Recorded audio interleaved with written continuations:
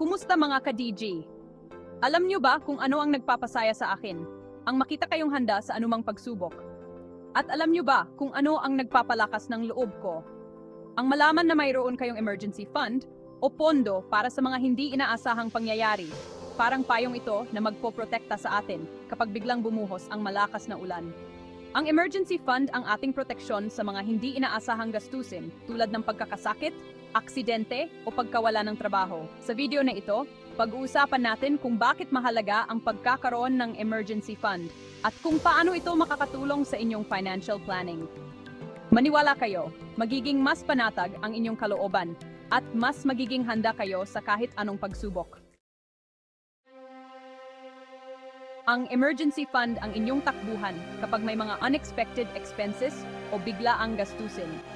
Isipin nyo ito, bigla na lang nagkasakit ang anak nyo at kailangan dalhin sa ospital. O kaya naman, nasira ang sasakyan nyo at kailangan ipagawa. Paano kung bigla kayong nawala ng trabaho? Nakakatakot isipin, hindi ba?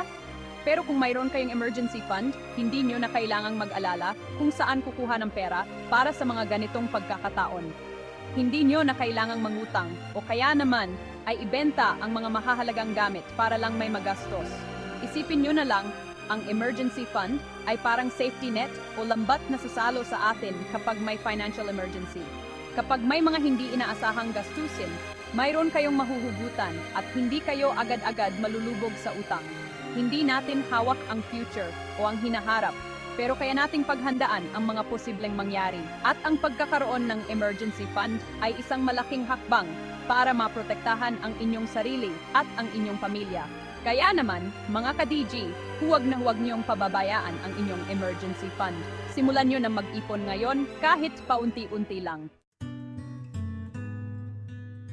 Alam niyo ba, ang emergency fund ay hindi lang para sa mga short-term na pangangailangan o panandaliang pangangailangan. Isa rin itong paraan para maprotektahan ang inyong long-term savings at investments o mga pangmatagalang ipon at investment. Isipin nyo, kung wala kayong emergency fund at bigla kayong nangailangan ng pera, saan kayo kukuha? Malamang mapipilitan kayong kumuha sa inyong savings o kaya naman ay ibenta ang inyong mga investments.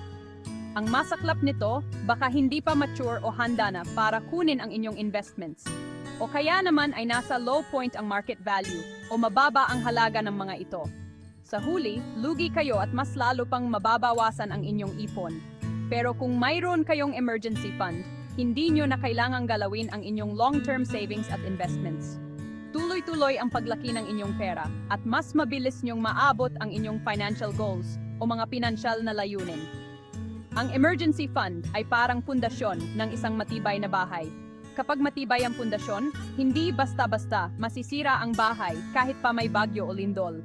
Ganoon din sa finances o pananalapi, kapag mayroon kayong emergency fund, mas magiging matatag ang inyong financial standing o katayuan sa pera at mas handa kayo sa kahit anong pagsubok. Ang retirement savings ay para sa inyong kinabukasan, hindi ba? Ito ang inyong magiging sandalan kapag tumanda na kayo at hindi na kaya pang magtrabaho. Kaya naman, dapat ingatan natin ito at huwag na huwag gagastusin hanggat maaari. Pero paano kung may biglang emergency at wala kayong ibang mapagkukunan ng pera kundi ang inyong retirement savings? Dito pumapasok ang kahalagahan ng emergency fund. Dahil mayroon kayong nakatabing pondo para sa mga hindi inaasahang gastusin, hindi nyo na kailangang galawin ang inyong retirement savings. Isipin nyo na lang, ang bawat piso na kinukuha nyo sa inyong retirement savings ay parang ninanakaw nyo na rin ang inyong sarili sa future o hinaharap. Huwag nyong hayaang mangyari yon. Mag-ipon para sa inyong emergency fund at siguraduhing sapat ito para ma-cover ang inyong mga pangangailangan. Sa ganitong paraan, mapoprotektahan nyo ang inyong kinabukasan at mas magiging masaya at mapayapa ang inyong pagtanda.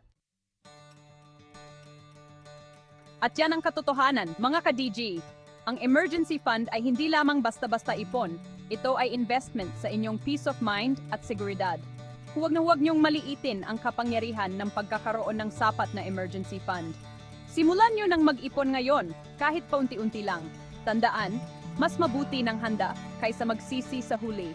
At kapag mayroon na kayong emergency fund, mas magiging kampante kayo at mas makakapag-focus sa pag-abot ng inyong mga financial goals o mga financial na layunin. May mga katanungan pa ba kayo tungkol sa emergency fund? I-comment nyo lang yan sa baba at sasagutin ko. Hanggang sa muli, mga ka-DG!